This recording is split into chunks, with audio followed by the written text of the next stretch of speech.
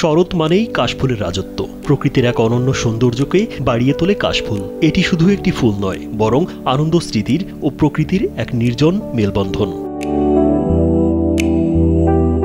এই সৌন্দর্য উপভোগ করতে প্রতিনিয়ত দূর দূরান্ত থেকে ছুটে আসে শিশু কিশোর থেকে শুরু করে নানা বয়সী নারী পুরুষ। কেউ ছবি তুলছেন, কেউ বা সেলফি তুলছেন মনের আনন্দে। কাশফুল তৈরি করতে গেলে আমাকে হলে চৈত মাস থেকে প্রসেস নেওয়া লাগে। 6 মাস পর যা দেখ কাশফুলটা বাই হবে। বিভিন্ন এলাকার থেকে মানুষজন আসে, আমাদের ক্ষতি বেশি হচ্ছে। তবে এই আনন্দই এখন কৃষকের জন্য সর্বনাশ হয়ে দাঁড়িয়েছে। এখন যে কোনো ব্র্যান্ডের পুরাতন এসি বদলে নতুন ওয়ালটন এসিতে উপভোগ করুন 25% ছাড়।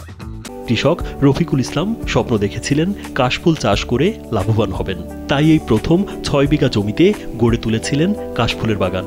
কিন্তু প্রতিদিন দর্শনার্থীরা কাশফুল দেখতে এসে কখনো বাগানের ভেতরে ঢুকে পড়েন, কখনো ফুলের গাছগুলো মারিয়ে দেন, অনেকে আবার ফুল ছিঁড়েও নিয়ে যান। বিভিন্ন ছেলে ফেলে আসে, মেয়ে আসে এগুলো কাশফুলের মধ্যে সান দিয়ে কাশফুলটা আমাদের পায়ের তলে ফেলাচ্ছে। কেউ ফুল ছিঁড়ে নিচ্ছে।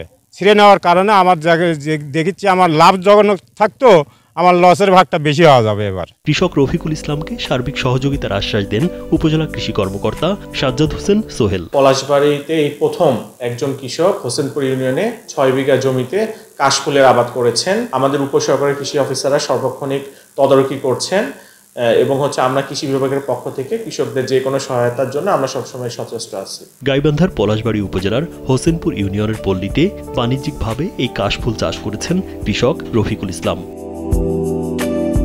রাজীব বিশ্বাস, কালবেলা।